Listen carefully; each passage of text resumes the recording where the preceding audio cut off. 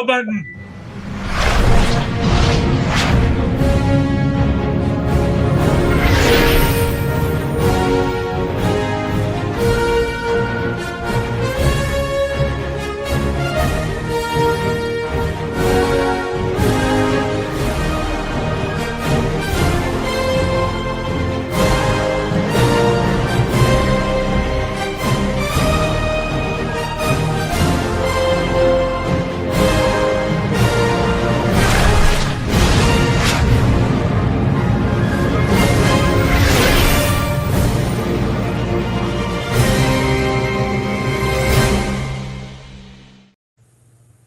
Hello, everyone, and welcome to Silverline Super Sunday. This Sunday on July the 19th.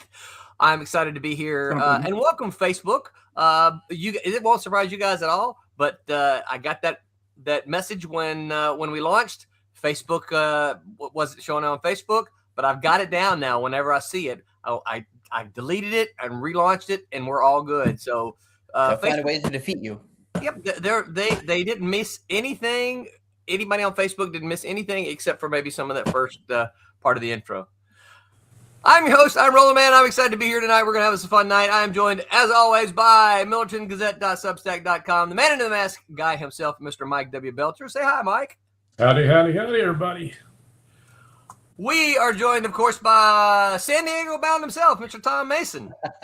Hi, everybody. Happy Sunday. What now, San Diego this week? Yeah, it starts Wednesday night. Okay, so wow. And you are not in San Diego yet. No, I'm on the beach in Encinitas. Oh, so you are in California though? Oh yeah, I'm at Chris Ohm's house. What? Yeah. Say hi to the Ohm for all of us. He says to say hi back.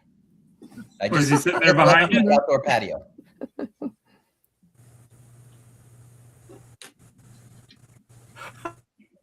So here's the question, right? So you get two old friends. I'm not calling you old, but you get two old friends together like that. How much? Hello? Yeah. Hello? Faded out. You just said how much, and then I said $5. Oh, okay. So you can hear me again now. So $5. I didn't hear that. How much sleep have you gotten? Well, I just got here. About 2 hours ago. So, and we already solved. We already solved Marvel's market share problem, and we already fixed. We already fixed the comics industry. And of course, as I know you did a couple weeks ago. Oh yes, absolutely. And we're joined by Miss Roberta Conroy, Colors Cat and Mouse Vipers. Hi, Roberta. I like your shirt, by the way. Well, thank you. Cat and mouse today. Oh, there we go. I feel underdressed. There we go. Oh, that's a nice one. Nice. Yeah. Yep. And last but not least, he's just here wasting time, Mr. Thomas Formonti. Howdy, everyone. Howdy. Every time I hear the theme song at the very end of it, I want to go, because that's the way it sounds like it should end. So add that to the end of it. We've already got some comments here. Matt Likes Comics says, hey, everybody. Hey, Matt. Thanks for hanging out with us. Always good to see you here. Ken B. Hey, Ken. He says, hey, you guys. Hey, Ken, thanks for hanging out with us. Hey, you guys. Yeah. That's a Muppet. Matt's just going down the list. He says, hey, hey, Mike. Hey, Roberta. Hey, Thomas. Hello. Hi, hey, Matt. And then he says, Tom Mason, the funniest man without a stand-up special. Yes, I got a 2 special deal with Netflix. He's working on it. I pay them every month, and they send me videos. So have you guys seen the Netflix trend going around? The what? The little Netflix meme going around. We're going to make one. BJ came to me the other day. She said, or yesterday, she said, we have to do one of these. And I said, okay, we can do that. It's a little Netflix where the whoever's channel it is says, basically says me getting ready for my Netflix special. And it shows them, like getting ready to be interviewed and stuff like that. It's goofy. Yeah, it's goofy. David A. Scooterez. David, good to see you here. He says, Roland and team, Marvel waited until after your State of the Union show to drop their big news.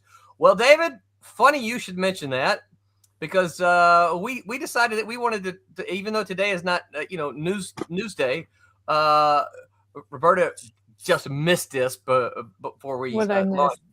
we're going to talk about it some. Marvel made the bill. Hey, Pop says, "Hey, yo, what's up, Pops? Thanks for hanging out with us." So, in case you missed it, the big news for the comic book industry: Marvel is closing shop in New York City after having been there since 1938, 39, 40, whenever they started. They were Timely Atlas or whatever. Timely, yeah. Yep. Timely, and then they're moving to that's the shoot. They're moving to over here. Yeah, that's right. That's right. Roberta, they're going to be your neighbor. Right. Yeah. So send your resume to Stephen Wacker at Yeah. Mm-hmm. Yeah. So we don't. I mean, I haven't heard. Maybe you guys have heard. Do you know? Are they going to pay to move people out? They said publicly they're going to assist people. Okay. All right. Which means there's $50. Come on. But I would assume it's going to depend on who's coming and who's not going to come, and because Roland, it's a big upbringing. Oh yeah. To uproot everything, and if you've got young kids, that's a long move, a long haul, and if you're closer to retirement, that's a different story too. And so it's just, and there's more to making the decision to move than just keeping my job, right? Like you said, if you've got kids, if you've got family, because it's not like you're moving to the next county. It's not like you're moving Los Angeles to San Diego. Right. This is you can't hop in your car and go have Sunday dinner with grandma. If you grew up in the New York area, you've got aging parents, you've got young kids, you've got you got a mortgage that you can't get out of. You could, or Marvel could just want to get rid of you. Yeah. Yep. There's that. I've got a different take on it, but all right, we're going to talk about it now, or you want to talk about it? I think it's a different move than when DC moved to California. All right, so why do you say that? This is a Disney thing. This is not a Marvel move into California. This is, I believe, I don't know anything. But Roland knows what I'm talking about. I do. He's not. It looks like you're pointing to Roberta, but you're not. Yeah, Here, do it again. There. I'm literally pointing in the other room. No, this is I think it's more of a foundation money saving thing than them doing like the DC when DC moved to California, the Be by Hollywood. No, this is moving Marvel so to be more in the Disney offices. They're just going to move them into more Disney stuff. They're going to consolidate stuff. They're going to just try to make it run cheaper. It's like what Disney's done with Fox and everything else. They're just trying to consolidate. You don't need 15 accounts payable places when Disney has one monster one. And I know my wife works for them. Right. So so they don't need all that extra stuff anymore. They're just going to consolidate all this stuff. And I think consolidate. Yeah, so I think they'll get rid of. They can combine office staff and do all that stuff, and they can get rid of New York and get rid of New York rent and move people into buildings they already own in the West Coast. Yeah, because it's not like they're doing it because it's cheaper. It's not like California's cheaper to live in. It's probably cheaper than New York, but in those offices that they were in, because they were in some nice building. I don't know if you guys Warner Brothers tried to get DC to move for more than a decade. Yeah, and Levitz always resisted, and then when Levitz was out, then off they go. Yeah, it's probably a bunch of things, but I bet that's probably just as big as anything. I don't think you're wrong. I think there are many reasons that just sort of add up, and I think one of the reasons because they pushed out Cebulski as editor in chief, and they brought in Stephen Wacker, and they pushed out Dan Buckley as the publisher, right? And because he's a New York guy, and he's closed. I don't want to out his age or anything because I don't know it, but he's up there. He's not a young guy. Not a young guy, not a kid. Yeah. And so, and the new guy, Stephen Wacker, is a comic book guy. He has experience in both Marvel and DC with projects that sold really well and that people really love. And he has a relationship with creators. Like I never heard a bad word about him on the internet in the past week or so. Right. Yeah. I heard people. He seems to have a reputation for being able to keep creators happy and for being able to deal with what you or I might call difficult creators. Well, I'll be honest with you. I'm surprised Cebulski was there for a decade, right? He Right. was there for a long time, and I'm surprised he was there so long, because when he came in, you guys probably remember this. When he came in under a huge microscope of all that, the fake name, the Japanese name he used, right? And again, I don't know that I met him once or twice. I don't know him personally, so I'm not saying anything good or bad about it, because I don't know. But I'm just surprised that because of that scrutiny early on, that he was there for so long. Well, I think it's hard. A corporation is like a ship. It's hard to turn it around and quickly. Yeah. And so I think part of that, but I think Tommy's right, but I also think moving everything to the West Coast, if you look at it as Marvel's fallen to number 2 by like 10 percentage points. Yeah. And so they've lost. They don't have a response for Absolute Batman yet, and they don't seem to be gearing up for one. And I think so if you're Disney and you could look at Marvel as sort of a faltering division, and why is that faltering division on the East Coast? Yeah. When we could bring it to the West Coast, cut some of our expenses, get rid of some staff that we would like to quit duplicating, and also, Kevin Feige is on the West Coast, right? Steve Wacker's on the West Coast. We can watch over these guys. If you're, not that they need watching over, but if you're a corporate person, right, you look at it and say, we got to watch these guys. Yeah. And so let's bring them out to the West Coast. It's all of those rolled into one. Is Jose said, "Is it New York City rent free now?" Wow, that'd be good. I'd move there. And so I think, and then the cost of moving creators or moving staff to the West Coast to a company like Disney is not that huge. No, it's a really drop in the bucket to their budget. Yes. They do it all the time for people. Yeah, and then New York sensibilities are gone.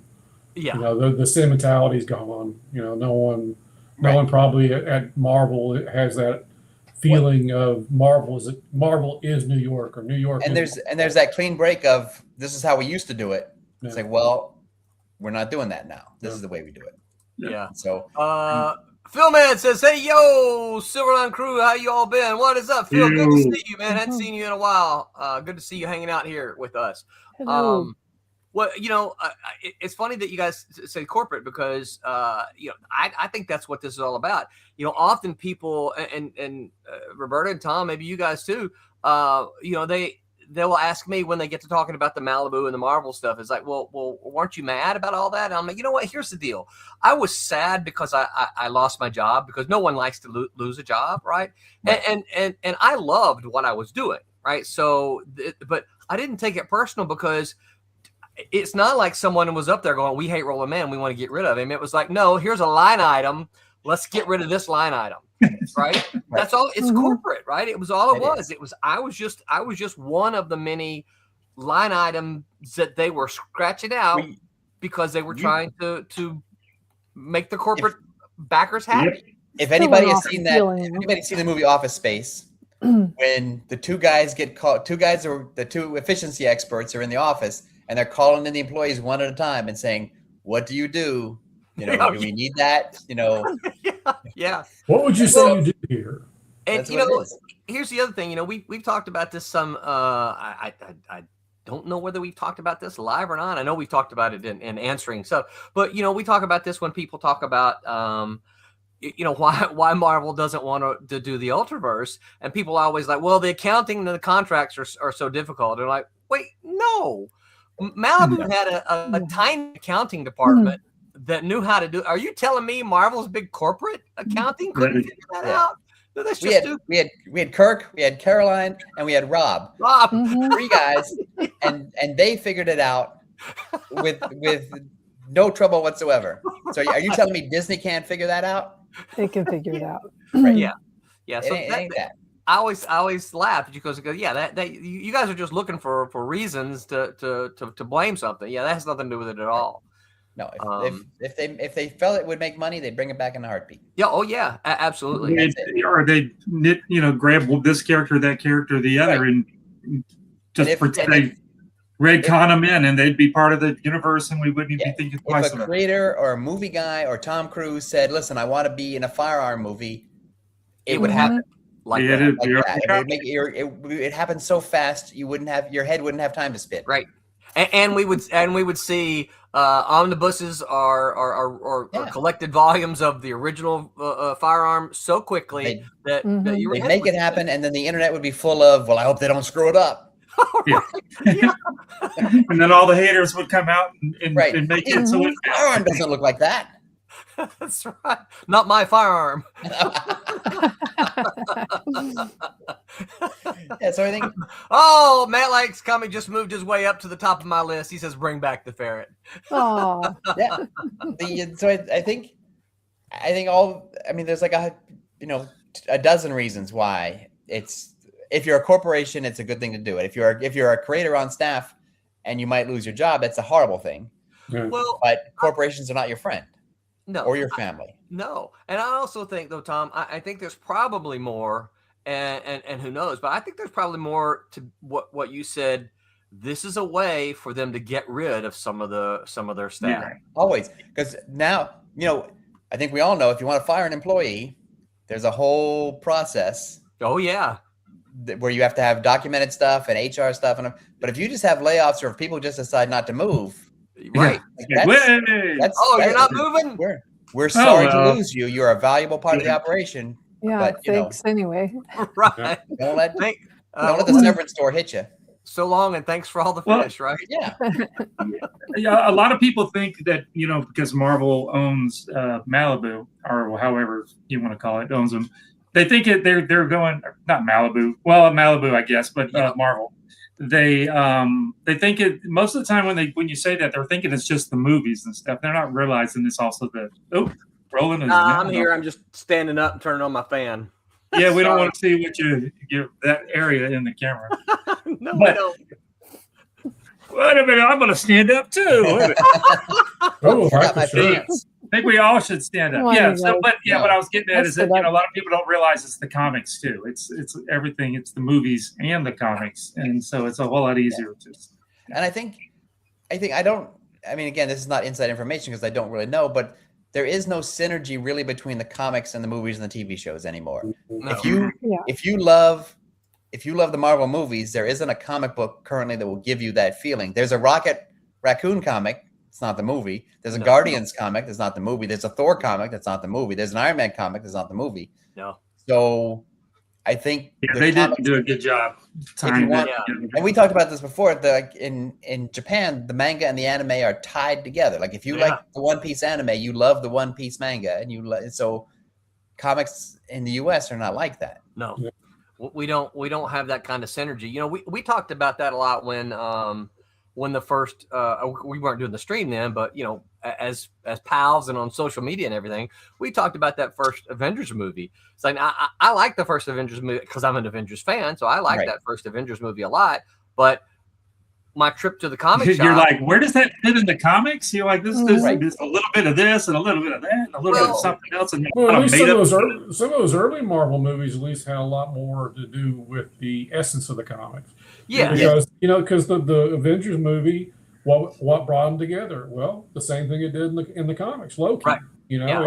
There were essences at least. Yes, yeah. There were nods to this is how this was the origin in the comics. We've changed it a little bit for film, but and it's still and the Hawkeye TV show does pick up from a Hawkeye miniseries that was done. And so there were tie-ins, but it's not like we know because we know, but it's not civilians who love it don't necessarily know. Well, and that's it. If you're not a comic book fan and you go to the movie, if you find a movie, oh look, I really like this movie, and then you go to the comic shop, you're like, well, where's the comic that's this? Right. I see the Avengers there, but that's not what I just saw on the screen. Or the Spider-Man movies. It's just like all over the place. It's not any one particular anything, and they keep rebooting and And the Secret War thing that's coming out here in the next couple of years, who knows how that's going to work? Because it seems like they're just pulling stuff out of their butt to make that it's the name of it's the name Secret Wars, which is the brand. It's not the Secret Wars comic from 84.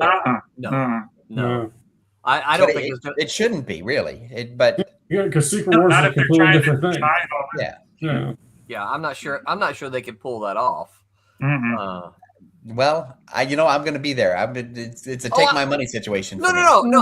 What Of I'm saying is, course. I don't think that they could pull off the 1980s comic in the No, and you wouldn't. I wouldn't want them to.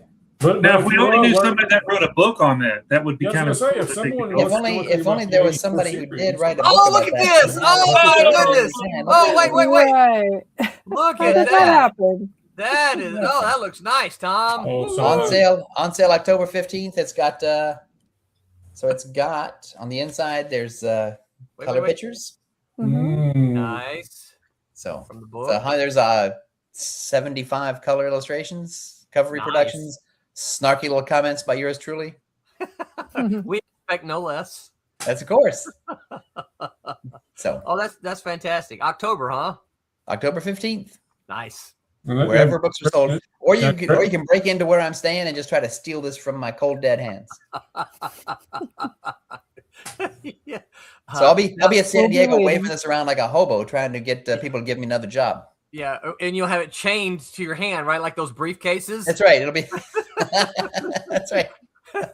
So they can't take it from you. It's only my thumbprint can open it up. That's right. Nice. Well, that's fantastic, Tom. Congrats on that. Thank you.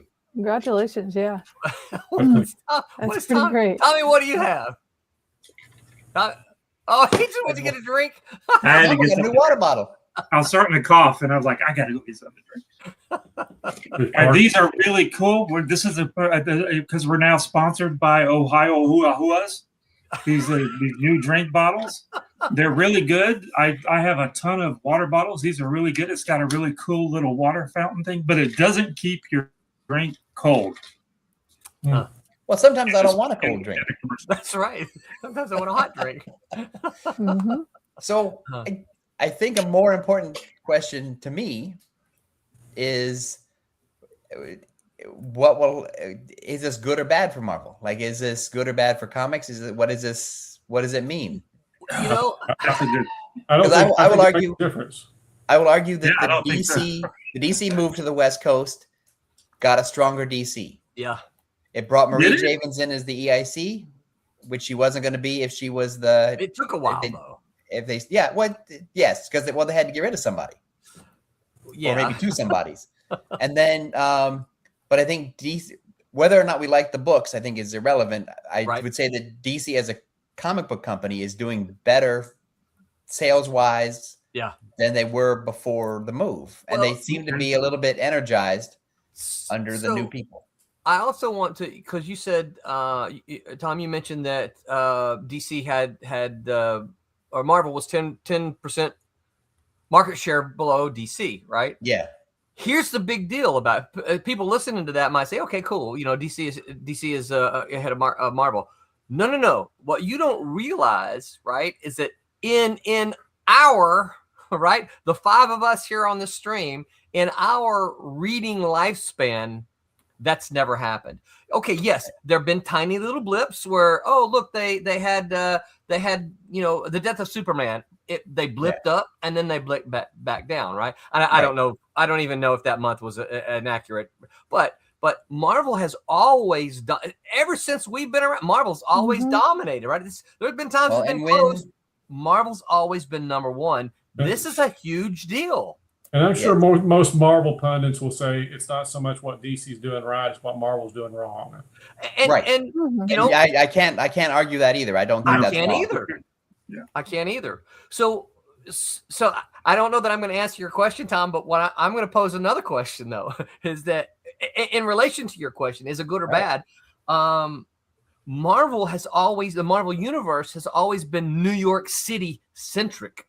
Of course, West Coast Avengers, blah, blah, blah. But New York City centric, Fantastic Four, Avengers, Spider-Man, X-Men were even somewhere around there. I don't know where Xavier's mansion is exactly, but it's somewhere around there, right? I think it's in New York State somewhere. Upstate. It's an upstate, right? I think, yeah. So, or at least it was when I was reading it.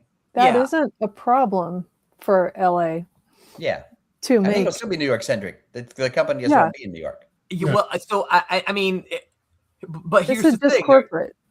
Well, Yeah. but so all of these comics, and granted, they're in the later years, there are absolutely exceptions because as the internet came around and blah blah blah. But early Marvel, everyone was pretty much there. They knew New York City, right? New York Right. For the artists, New York looked like New York. The writers could write New York because they lived there. They went there. They existed there. Is that going to change, and is that going to affect the comics? I don't think it'll change. No.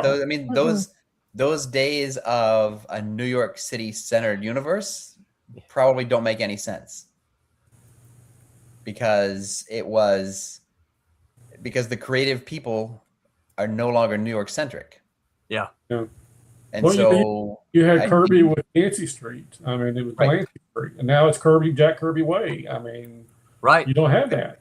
But Kirby, when Kirby moved to California, he didn't become anti-New York No. No, it didn't No. change. because he fought other kids in New York Right. Yeah. when he was growing up. So I think there'll be New York creators still who make comics, and I don't think the Baxter Building is leaving New York City. I don't think Spider-Man is going to stop swinging from the Empire State Building. I think it's not because in LA there's nothing for him to swing from. I was going to say he can't swing very far. No, the tallest building outside of downtown LA is like a 7-Eleven. Be a short swing. And so, and that's downtown LA is like a very small. That could be The another swings really become good. horizontal then. Yeah. Right, you should write this down. That'd be a good night or a good subject of taking characters out of where they're located now, sticking them someplace else, and see if Right. If TV does that all the time. Yeah. TV takes characters off a TV show and moves them to a big.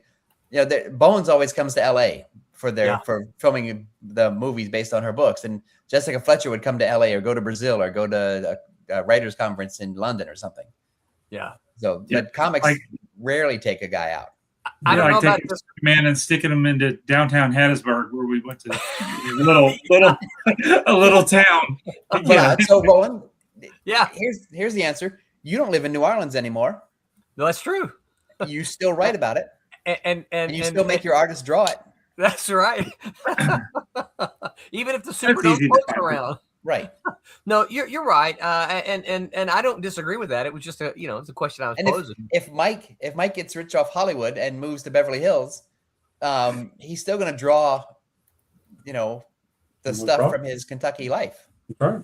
Yeah. So they loaded up the truck and they moved to Beverly. There's not going to be the man in the Bel Air mask.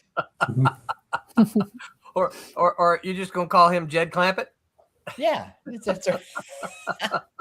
I may no longer take your calls, but I'll always draw my camera. Yeah. Listen, Sure. I expect you to behave that way because Mike Why says my move? people will get back with you. Yeah, that's Yeah, right. don't call me. Your assistant will call you back. my assistant will answer Roland's email in due time. But Matt, I don't know if I like this idea here. Matt likes comics, says all Marvel needs is another batch of number ones. Start over. Oh yeah. Hey, well, Move see, it, that's- just start over. Well, that did work for Here's DC, the interesting didn't thing, it? though. I don't think the new guy will do that. I don't think so either. Because Well- he's the new guy. But so if you look at this corporately, and again, I have no inside information. I'm just looking at this as a corporation. Right. He has X number of years. Right. Oh He yeah. has 4. I'm going to say 4 because it's saying the going to take clock some is time to Like, ramp like up. a football coach. He's got 4 years. Got 4 years to give me a Turn around or championship get team. out. Yeah. And so, and we've seen it. What you said, Roland. We've seen it in football. We see it in sports. We see it in other corporations that need to turn themselves around. Basically, 4 years Yep. to give me a winning team, and number ones aren't going to do that No. in that 4-year time. So I'm hoping that because of his background and because of how smart he seems, he's going to do something else. And I'm really, while I might be apprehensive about it, I'm pretty excited to see what that something else might be. Yeah, because Let the corporate guys are going to be requiring something from him, and the fans are going to be requiring something from him. Right. Now, who wins out in that? Probably the corporate. Well, I people. think we all know now that we live in the internet, you can't make the fans angry early. No. Mm-mm. No. So No. because Well, we know they're- the new Judgmental Disney. right away. Yeah, the new Disney head honcho has basically gone to Marvel and DC and said, not DC, Star Wars, and said, you fix this or you're out. Right. And so you Well, get they finally gave Star Wars to Dave Filoni and Jon Favreau. yeah.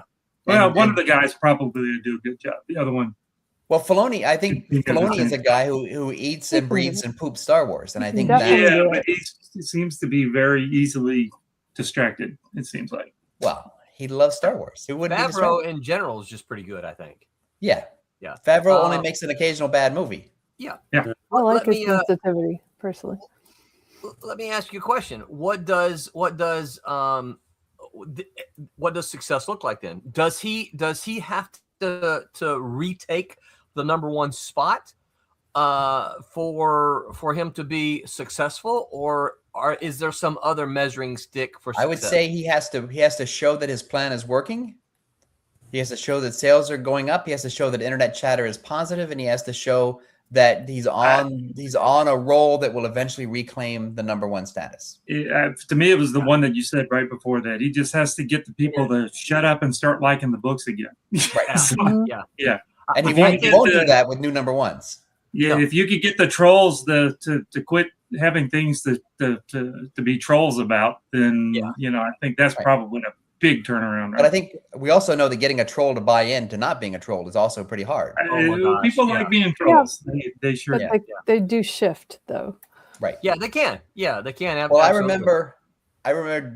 Do you guys remember when movie studios used to be afraid of Ain't It Cool News because they were breaking stories Yeah. about gossip behind the scenes and how movies sucked and didn't test well or whatever, and studios were like, "Oh, we can't get that guy angry."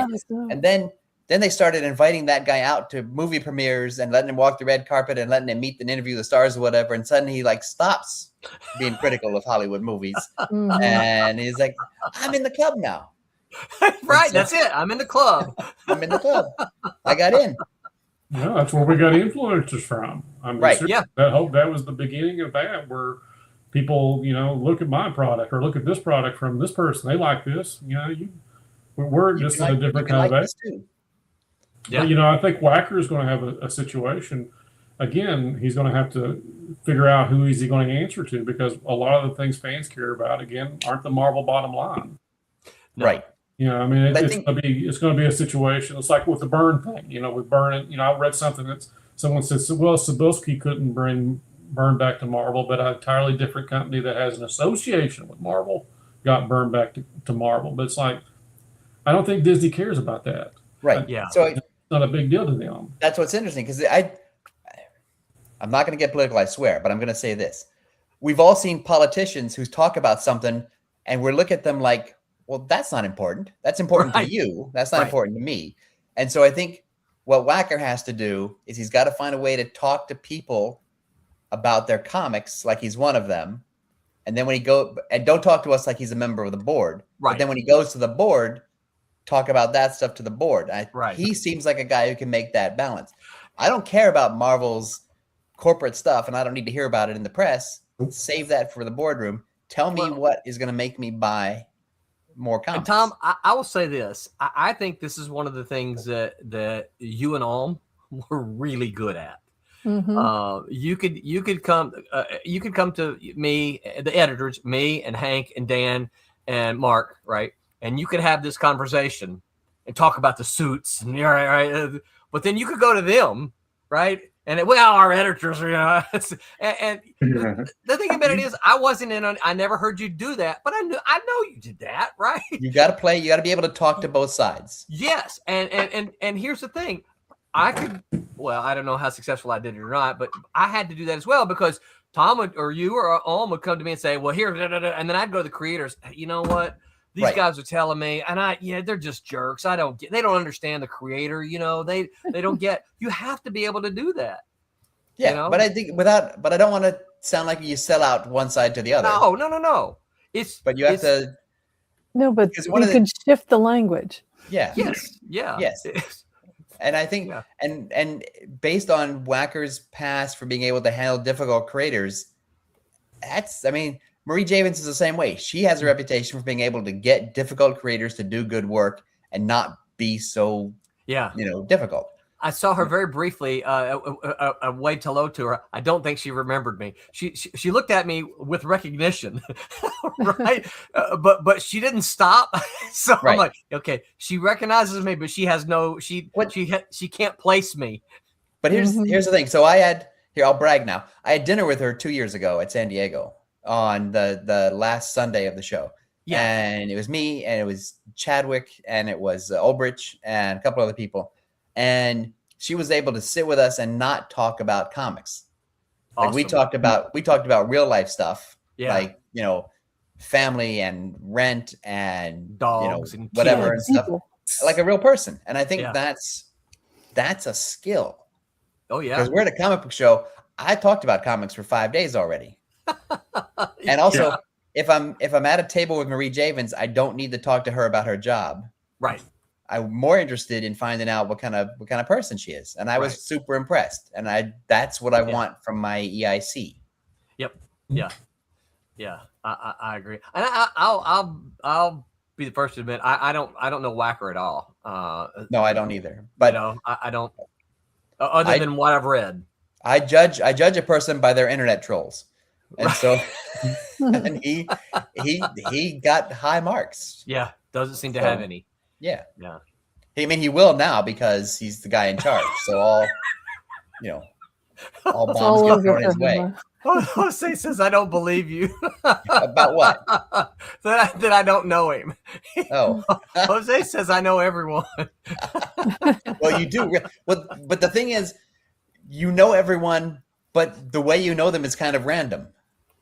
It can be, yeah. Right. Like if you went to a party and said, I used to hang out with Lita Ford. It's like, you weren't trying to. Right. You weren't trying to, but it's totally true. You hung out with Lita Ford at least twice. Yeah. Good point. Got a picture signing autographs with her. Me, her, and Jim Ballant. And she's using some of your work on her new guitar. How cool is that? Right? How cool is that? I tried to go to the website that I saw posted. It crashed. Yeah. So no, it looks sketchy. Yeah, it does. It does look sketchy. So I'm like, so I'm gonna wait for the official announcement. But yeah, it's yeah. That's pretty exciting. I didn't even know that existed. The guitar. Well, there. Yeah. I surprised you even. Yeah, that was very cool. Yeah, occasionally, it pops up that that the news when she came into the office and she sat there with Carlos. Carlos? Who'd she sit there with? I can't remember. Albert? It wasn't Albert. Albert was gone by then. I don't remember. Anyway, she came in. I just rattle off names to get it right. Yeah, I don't know. One of the what she said, she was in there and she was in the coloring department, right. And it was in the new building. And so she was like, "Yeah, how cool is this?" Matt Likes Comics says, "I did used to hang out with Lita Ford. She was a poster on my wall." This was real life 3D Lita Ford. That's right. Yeah. Anyway, so yeah, I think that's pretty big news about Marvel moving out. I'm actually excited because I am too. I love change, and I love it when if you complain about Marvel all the time and Marvel isn't this and Marvel isn't that and Marvel isn't what it used to be, then you can't say Marvel should stay the same. Right. Change is good. Change is good, and then all of a sudden, if you're like, well, they shouldn't change. I know I hate them, but they shouldn't change. And then it's like, well no. I mean, I'll be honest with you. There's been a couple of times, over the last decade that I've been in the comic shop and I've said, you know what? Let me look at the Avengers again. Let me look at Captain America. Let me look at, and I in my mind, I've got it in my mind. I'm going to go and read it and see what's going on. Right. And I get over there and look at it and I go, yeah, no, I've changed my mind. But so yeah, I'm hoping that there will be some change that will draw me even. Right. Because I recognize that I'm not the target audience Marvel is trying to reach. I'm fully okay with that. Me too. However, I love it when I can go to the store and I can see a thing that I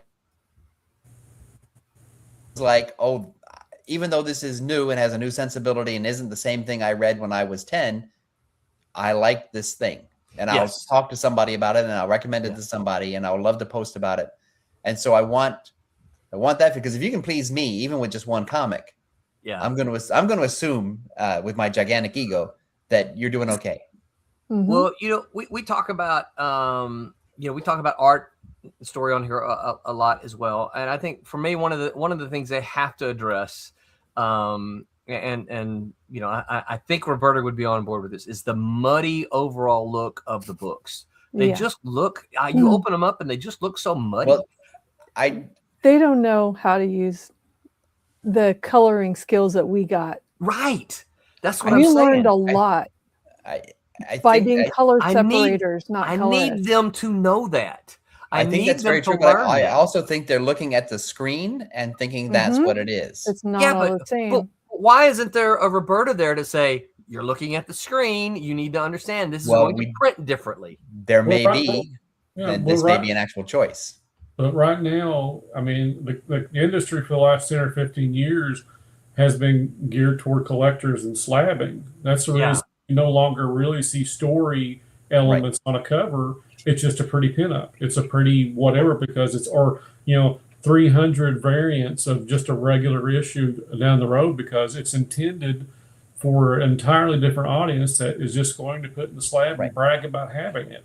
It's no longer a Perez or a Byrne, the Sentinel coming out of the wall and the X-Men are in danger, and that's what you expect for in that issue. It's no longer that. Right. Yeah. But Mike still does classic covers that are story related, that are exciting. And Mike also uses a darker palette for it because it's a noir-like story. Yeah. But the colors still pop. But it doesn't look muddy. And so that's a real narrative skill. And again, it's a storytelling option, and that's something again that they're not doing in the mainstream, using color as a storytelling technique. Right. Yeah. I think that's just because they don't have a Roberta up there anymore to just teach a little them. Advice. Yeah. I think one of the things that I absolutely loved about Malibu is that there was this very it was an atmosphere of we were making comics, but we were learning, and when Tom learned something, everyone knew it. And it's not just because Tom would learn it and go, "Hey, Roland, watch this. Look how I do this. This is what you can do. You can do this, blah, blah, blah." And then I'm like, "Oh, cool. Right. Hey, Hank, look what Tom showed me." Right. Well, also, Tom, you'd come to me and you'd say, "I'm having a real problem with this creator." Yeah. Oh, yeah. But here's 5 things that have worked in the past, and then but don't just go to me. Chris has had the same thing too. Go ask Chris, and you'll get a list of different approaches. Yep. For how to deal with stuff. And I saw the coloring. I've talked about this before. I saw the coloring department do it time and time again, where they would find a new thing they could do with Photoshop or a new way to color whatever, and there'd be like 5 people gathered around all huddled around. Yeah, we'd train each other. And Scott would walk in or Bob would walk in and say, "What the hell are all they doing?" And gather around the computer. And we'd say it's like a teaching hospital. Yeah, you idiot. They're showing the newer people how to do cool things. And the thing about it is, I always love to get a peek at it because you would see it and then you would hear a collective, "Oh, yeah." It's like there's some other things according to that. It wasn't just that we were teaching each other a new skill, but it's that Photoshop was so flexible that it works with your mental state. Like you could decide to do something and it's faster for you, but not for the other person. Oh, right. And so you can see how someone else did it and said, "You know what? That would make me faster." Yeah, that's what's so cool about Photoshop, because there's like 15 ways to do the same one thing. And as long as you end up at that one thing, and who cares how you get there? Right. As long as you get it. Yeah, but we were supposed to be fast, so. Yeah. Well, I mean, so it did help if you found something that's like makes everything easier. We'd be so excited. Yeah.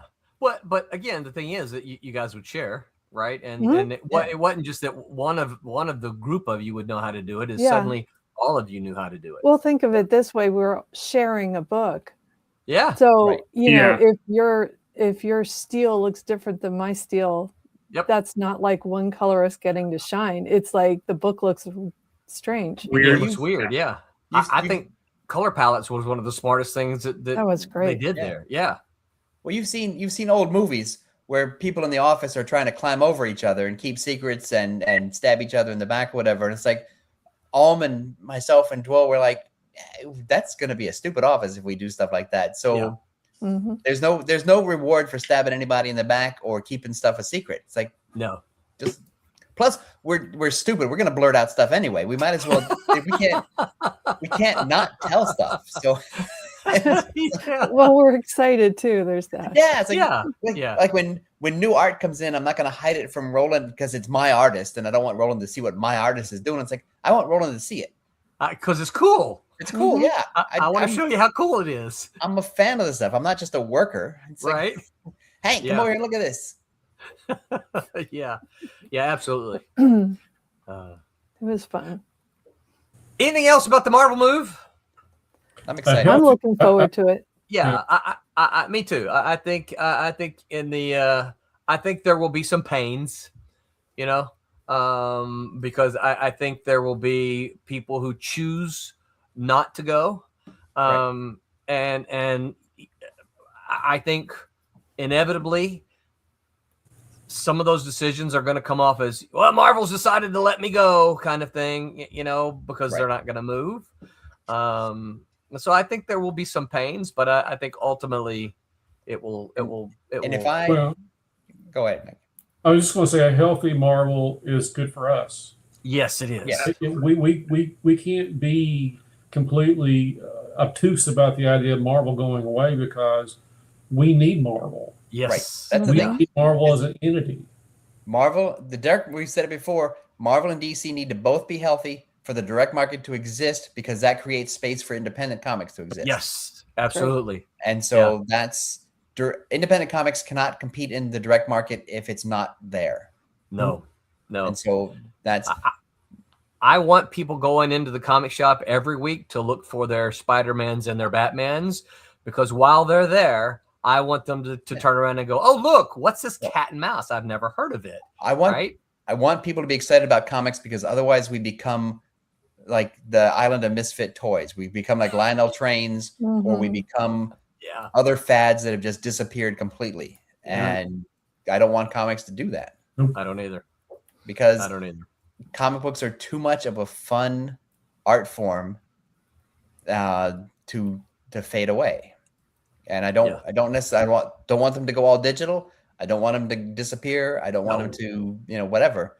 I want them to still exist as printed stuff. Yeah. And also because Marvel's on the West Coast, I should qualify that by saying I work for them. And I live on the West Coast, so it's very important that Marvel move to the West Coast to accommodate my needs. All right. We'll wrap this up with one real quick question. Hypothetically, Tom, Marvel says, Tom, you can write one book. What will it be? What it would be is I'd like to create my own book to work within the Marvel universe. Okay, cool. Because I don't a brand new character. I've never been a guy who had the burning desire to like, oh, I've got to tell this Spider-Man story, or I've got to tell this X-Men story, I've got to tell whatever. I would rather work within the framework of the new Marvel and come up with my own thing. And I know they're going to own it, and I know that I'm going to get my $5,000 if it's in a movie or whatever. Fine. I still want to do that. Yeah. Because I want to be a person who sold a thing to Marvel Comics as opposed to just the 17,000th writer of Spider-Man. Yeah. That would be great. Because there aren't very many of those, right? Right. Yeah. Yeah. Mike, what about you? If Marvel says, Mike, you got one book. What's it going to be? I know you're a DC guy, but Captain America in the 40s. Captain America in the 40s. Okay. I can see that. I would do a mini series with Cap being stationed someplace during the war and just make it not necessarily continuity heavy, but just fun. Right. Yeah. That would almost sound like your approach to the JSA. Yeah, exactly. Right. Yeah. Roberta, what about you? They come to you and say, Roberta, you can pick one book. What's it going to be? I think I'd like to come up with a character myself too. Cool. It's time to do something like that. Yeah. Well, and I'll be honest with you, I think this is part of what Marvel needs, right? Part of, as a fan for me, part of what excited me was that when I started buying the comics, they were all numbered in the hundreds, right? Right. I I wasn't old enough to buy them when they launched. But they were still, and so, I'm reading them and it's like, this happened in Spider-Man number 40. This happened in Spider-Man number 80. I felt like I was close enough to that it wasn't a historical event, right? Right. Captain America, number 1 feels like a historical event. I'll never get Captain America number 1, right? I don't have that kind of money. But back then I felt like I was close enough to all of it that and there, plus Marvel Tales had the reprints that you could right. Get those. I think we know Tommy's answer though, don't we? Yeah. Tommy, one book. Just say it anyway. I'd just like to continue doing more Spider-Man stuff. Yeah. Yeah. That was my as a kid, that was my book. And when I finally got to do Marvel stuff, I got to do a little bit of Spider-Man stuff, but I didn't get to do enough. And you need closure issues. Yeah, I would like because I did get a good run on a bunch of different things, a bunch of Malibu stuff. I did do a good run on one of the Marvel titles that I was on, but I didn't get. And I got to do a couple of little bitty Spider-Man things, and I just didn't get to do enough. But yeah, that's what. Fun. Yeah, I know, cheesy little kid. No, sorry. No. Not cheesy at all. Spider-Man's intimidating. The character is that's a very heartfelt wish. And it's not because it's super seller or that kind of thing. If I had fallen in love with a character that sucked, then I would still want to do that. I've always loved Spider-Man. I've always felt like I was a Spider-Man person. Roland knows it. My stupid comments and stuff. Quirky Spider-Man comebacks and being silly. I'm Spider-Man. Yeah, sorry. Big tall Spider-Man that probably would slam right into a building because it's. I've known creators who said Batman was their thing, and they want to write or draw a Batman thing, and so that's. And Tommy, I think that's why you like Demon, because he has a lot of those Spider-Man elements. Oh, sure, to him, absolutely. I like that. And a tail. I like to be a smart-ass superhero. Yeah. What? Lord. Matt likes comics. Says Smarty pants. Passion for comics here. That's why I keep coming back. Yeah. Well. Matt, we're glad, and I think absolutely that's one of the things. You can ask these guys, Matt. One of the things I tell them is like, look, I want you guys to have fun. This is what I want Silverline to be all about. Is I want us having fun making comics. I went to therapy and changed my entire personality just so I could be here.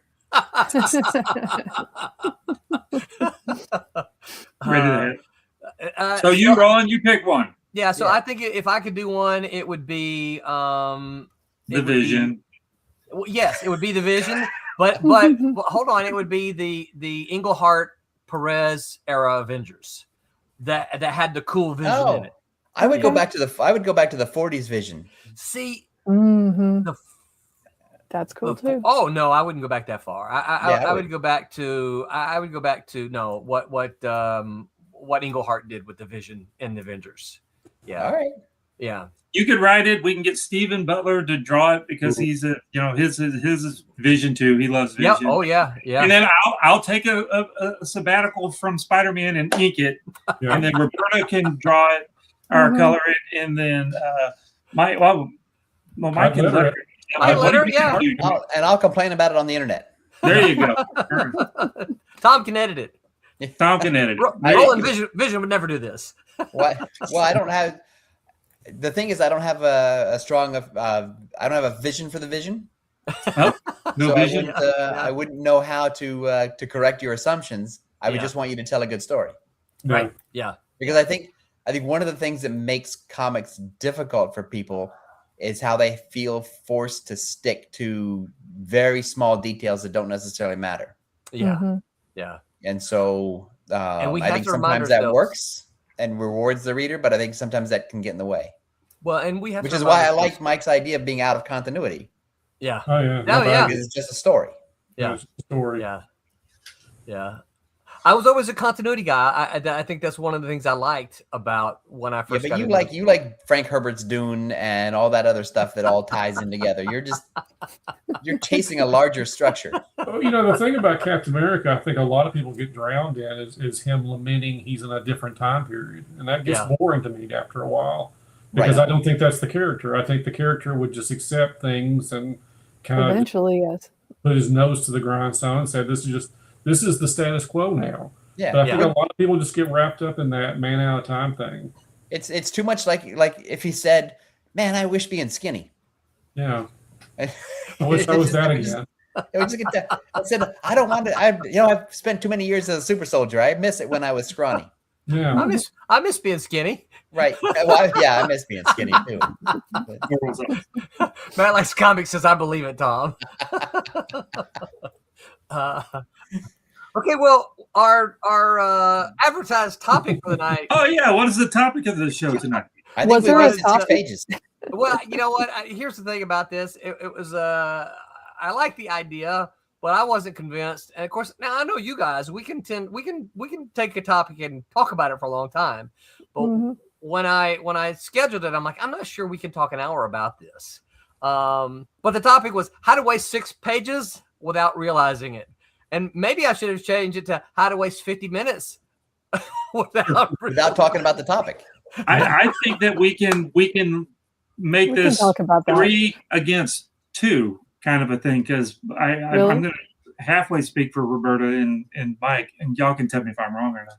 I think our idea of wasting 3 or 6 pages is way different than you two guys' version of wasting, because you guys can waste 6 pages by just writing a paragraph. Us doing 6 pages is a lot of work. That's why I always write the massive horde of villains on horseback.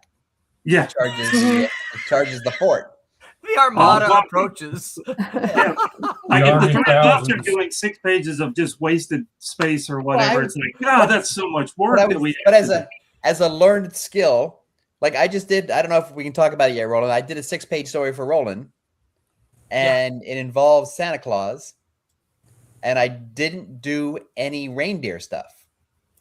Like there's not a scene with 8 reindeer, because I know who's got to draw it. Right. And the reindeer aren't important to the story. And who's got to color it? He just left them out. So you spoke to the penciler, and the penciler said, "I'm not drawing one reindeer, so don't put it in." You can write it in the story, but it's stories are my nemesis. I'd rather draw hats. Yeah. Do you want your reindeer to look like dogs? Right. That's right. You're going to get a head of a reindeer, and you're not getting any bodies. Well, that's what I did. I did a close-up of a reindeer to just establish that they exist, but not to give me 8 reindeer. Yeah. Okay. So I'm aware. For instance. All right. Who else? How to waste 6 pages without realizing it? Mike, what do you got? If you don't get the reader's attention, you've wasted 6 pages. I mean, there's certain little things in those 6 pages that, it's either you're talking about the beginning of the 6 pages or somewhere in the book. I mean, if you lose the reader anywhere in there because you're too busy doing talking heads, or you're doing busy, talking about something that has absolutely nothing to do with plot because you're trying to set something up, who knows when.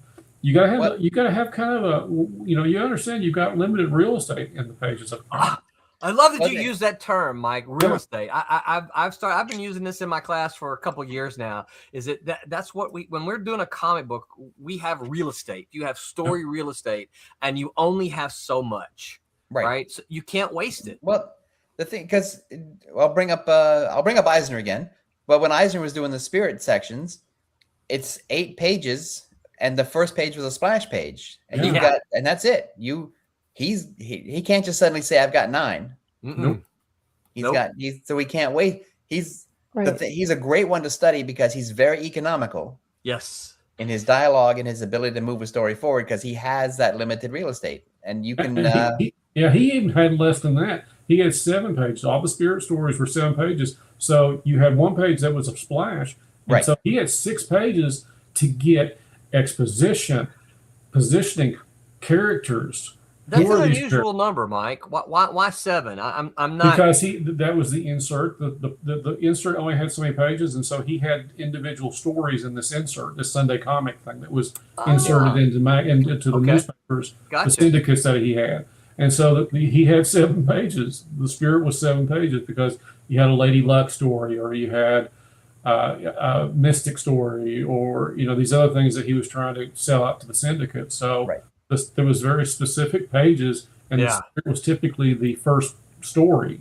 And so on that 8th page, it was starting a new story, and so it led off into something else. So yeah, he didn't even have 8 pages to. Yeah. Actually, he had to get that nail right there, and your attention span. And those were complete stories. Those beginning, middle, and end. He did not continue. He continued themes, but he never continued a story. Right. And you can look at Kirby. Kirby had 3 pages.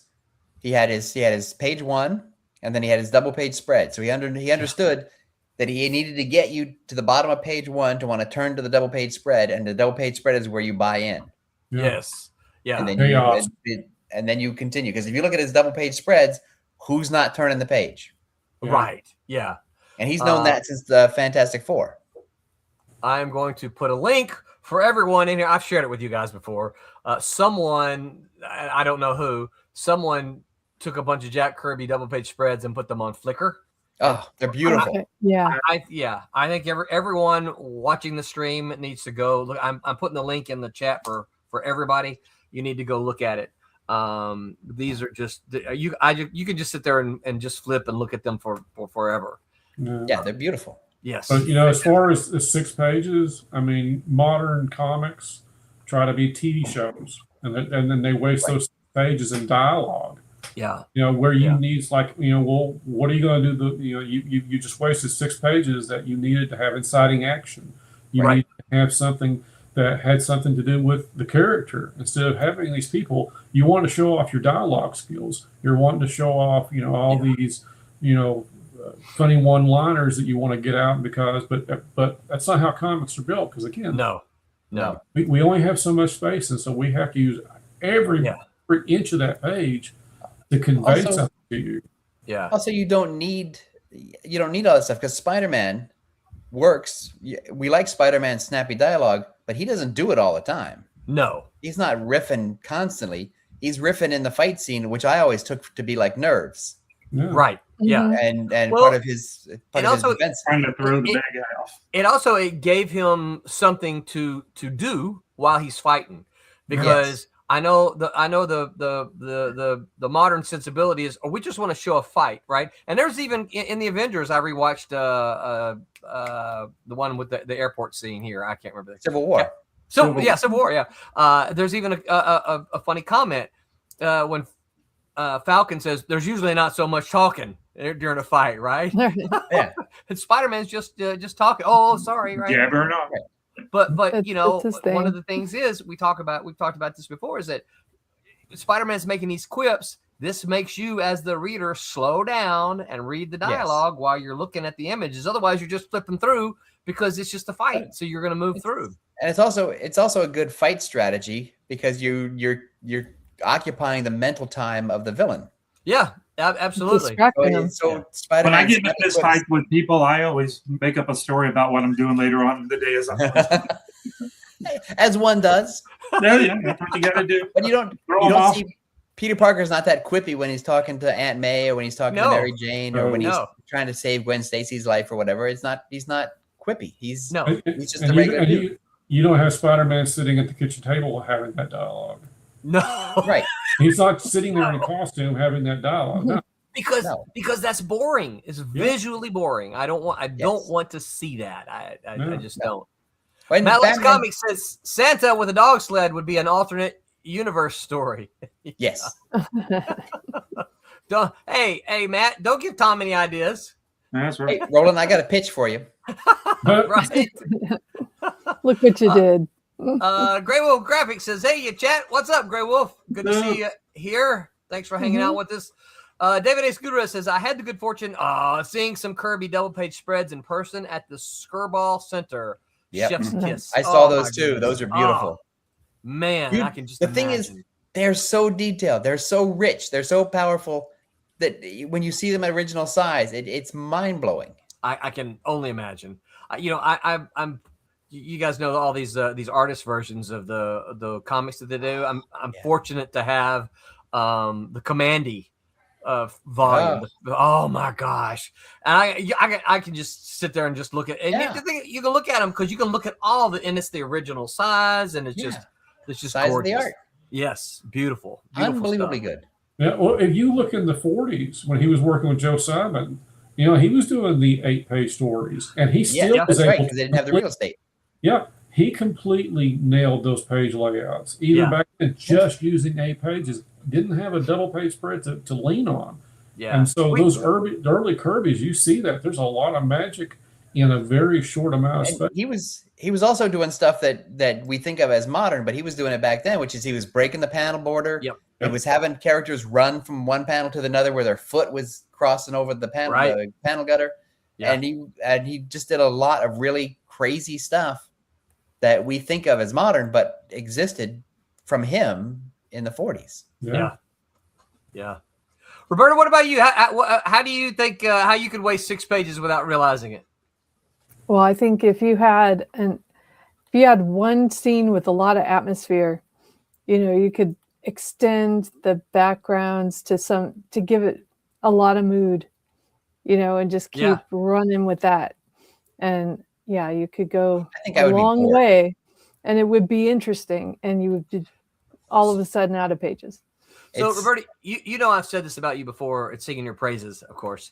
One of the things I've always loved about what you color is that I hear so many colorists say, I'm not going to color that because the sky is blue, so the sky's going to have to be blue.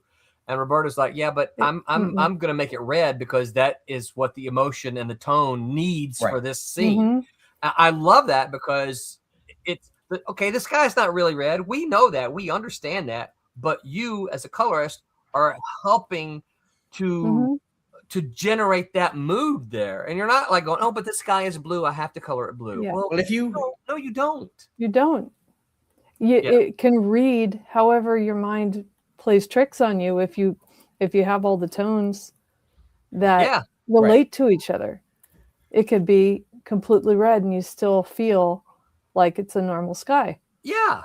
If you look at some old Avengers or old Marvel comics from the 70s, a lot of times they have an orange background or a green sky, or and because some of that is for speed and efficiency because they don't want they're doing hand cut separations or whatever, but the colors that they choose to do that are moody.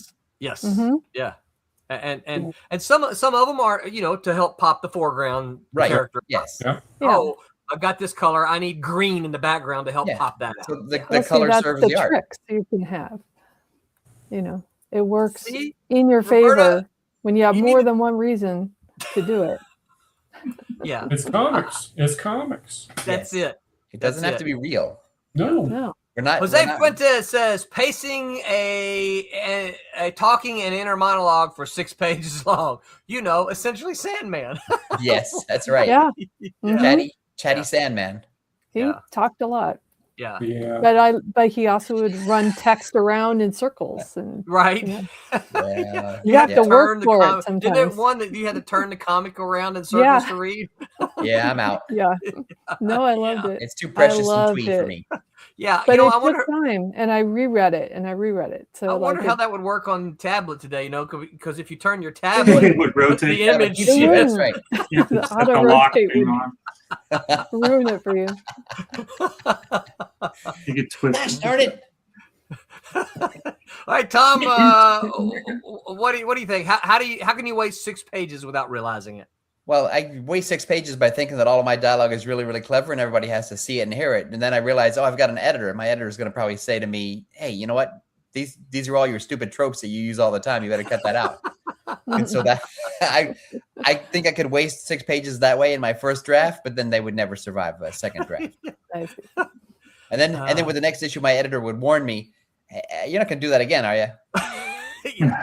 Yeah. So, because and you're like, I just took those pages and set them aside so that I can use them now.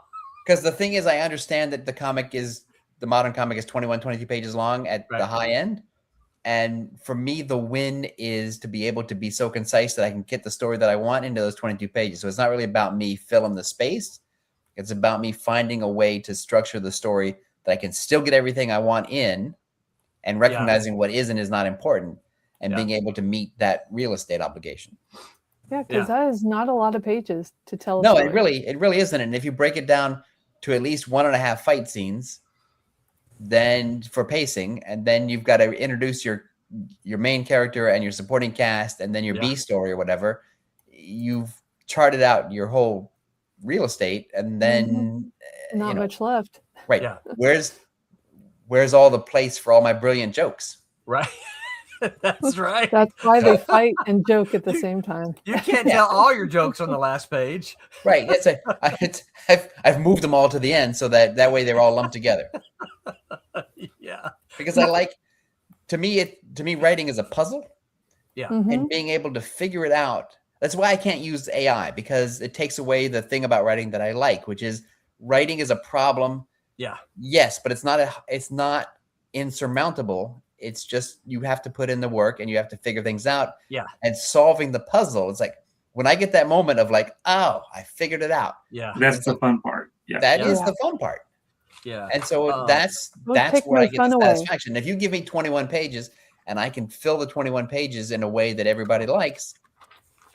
I mean, you know what you need to start. You know where you need to go. Just figuring that path to get there. That's interesting. That's the fun part. Yeah, and sometimes, and I'll write the ending first, just so I can figure out how I get there. Yeah, you got to know where you're going. Yeah, because it is a limited amount of space that you got. Yeah, right. The most fun I have is subtraction.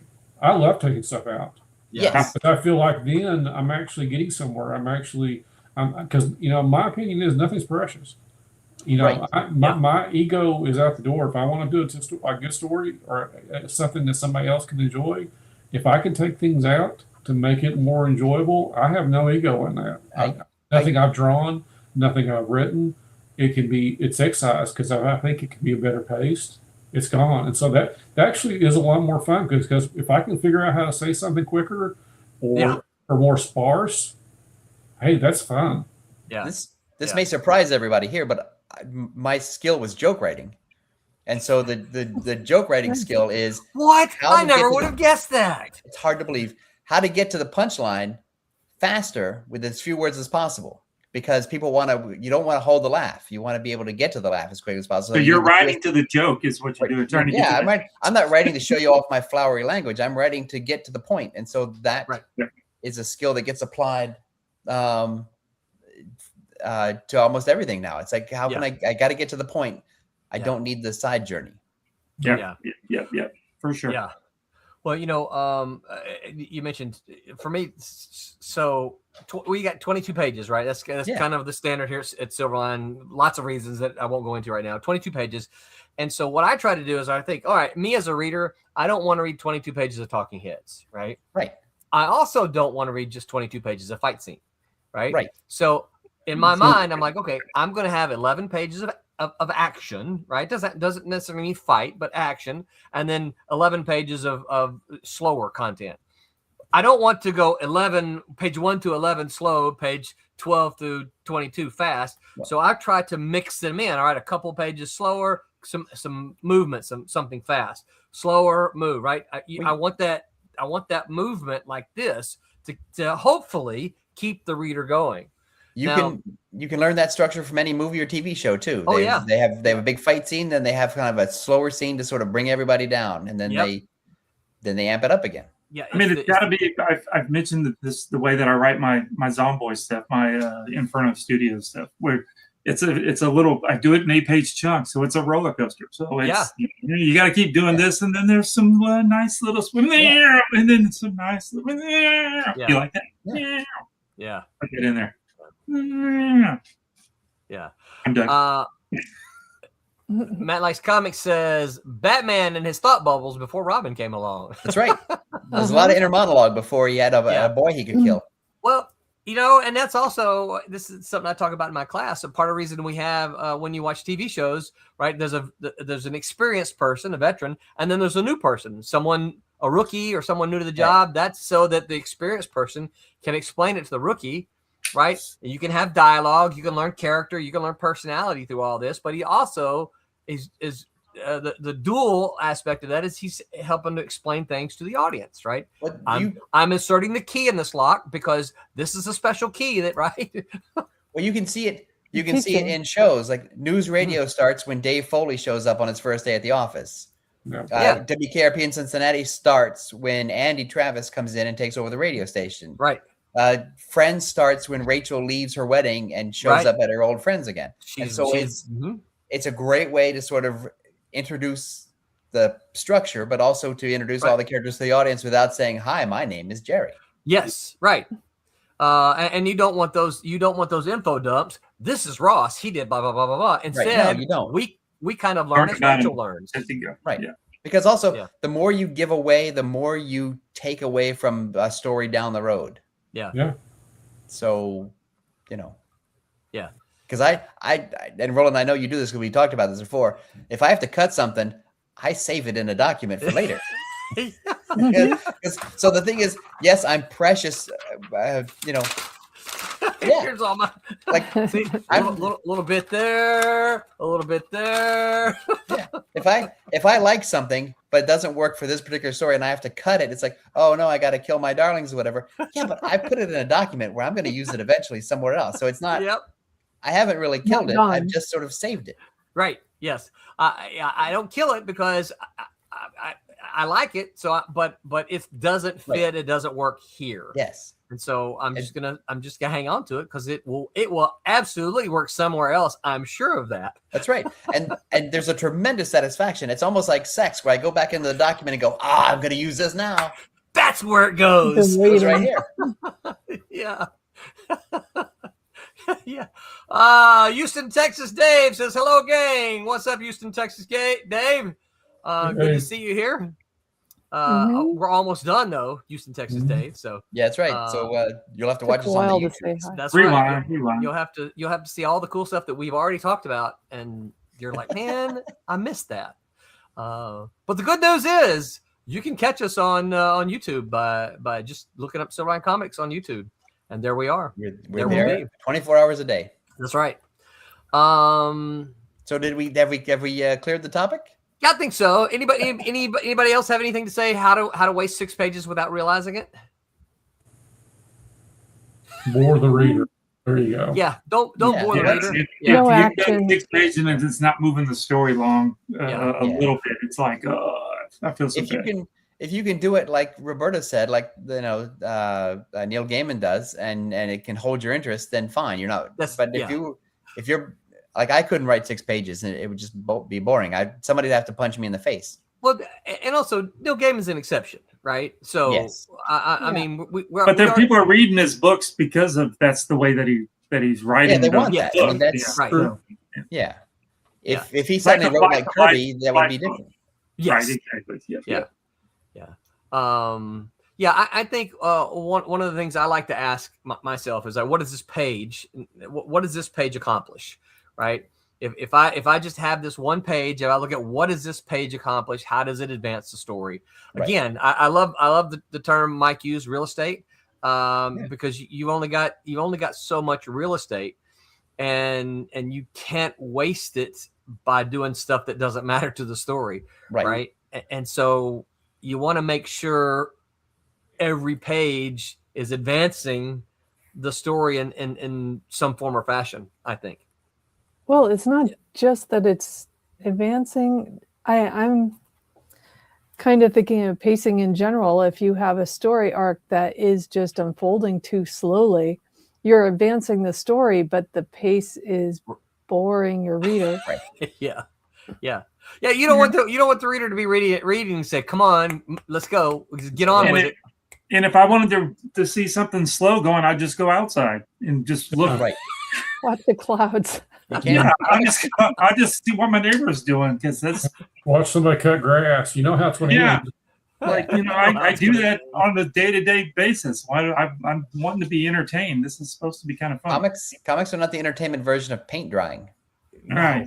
Yeah, that's why I don't really get into the slice of if I could say it right, the slice of life. Yeah. Those people, just doing nothing. I'm like, well, that's a lot of work. It's just guys walking around complaining about how they can't meet women. Right. Yeah, but those books out to some people. So some people like those kind of stuff. I know. No. Or somebody in the line that's counting their pennies. I don't care.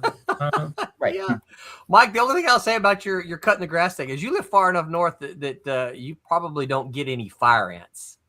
No fire ants here. Oh my! You haven't cut grass until you cut grass in a yard full of fire ant mounds. I'm not going to do that. But we have fire ants that are like half the size of your fire ants. Yeah. Wait, Fire ants are like California has them. fire ants? Yeah, sure. Yeah, Southern I California didn't- has fire ants. Yeah, Oh, there's I didn't plenty remember of them. that. But they're Oh. just Fire not. ants that'll pick you They up. hurt, Uh, but they're Tom- not the Tom, you're at monsters that you Holmes? guys have. Yeah. So ask him if he remembers the fire ant, his fire ant experience in Oh, he does. in Mississippi. He does. He sat down right. We didn't realize it, or we would have warned him. But he sat down right in, and I can still remember my friend. Oh, get something. Goes, these ants are biting me. What the heck? You thought there was just the little bitty piss ants, the little bitty And, tiny black ones that don't do anything. Tommy, you remember Ashley Kuster, right? Oh yeah. Ashley Kuster went, oh yeah, there's that. Oh, those suckers will tear you up. Bad. Yeah. Oh man, fire ants. Yeah, our fire ants down here are nasty. They're no joke. Yeah. Anyway, that was funny. I'll never forget Chris. Chris Holm doing that. Great Wolf Graphics says yes. Sequential look pages are the way to go. 100% agree with that. Jose Fuentes says just pay the fire ants to mow for you. They can. They're big enough to push the mower. Well, Good idea. Jose, we'll talk about this the next time I see you. One of the things that because I've had the experience with fire ants, one of the things I revel in on the internet is these guys that melt down aluminum and then pour aluminum into the fire ant mounds. Oh, and then dig it out. And then dig it out, and you get these big sculptures. Right. Then you sell it to rich people in show business. Right. Yeah, yeah. Because I just love it because it destroys all the fire ants. I'm like, yes, another fire ant mound gone. No, I like Yeah, walking Fire around Ants by Rolling Man. when I'm walking the dog and I see a fire ant mound or any kind of, and I'll pretend like it's an earthquake. Move the dirt over the hole so they can get out. So here's a new topic. How do you waste 6 minutes without talking That's about right. fire ants? Get rid of ants out of your yard.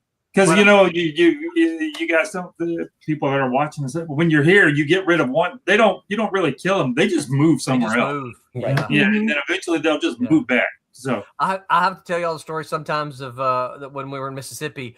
Brett would come out with. He was young. Brett would come out. I did everything. I hope. Who's the ecological people? What's that group that? Greenpeace. Yeah, well, I hope Greenpeace isn't looking because I poured motor oil, I poured kerosene, I poured all kinds of crap on these things trying to get rid of them. One time I poured gasoline on them, and I said, "Brett, drop the match right there, right?" Oh my God! He dropped the match, but fire shot out of the ground 6 feet away.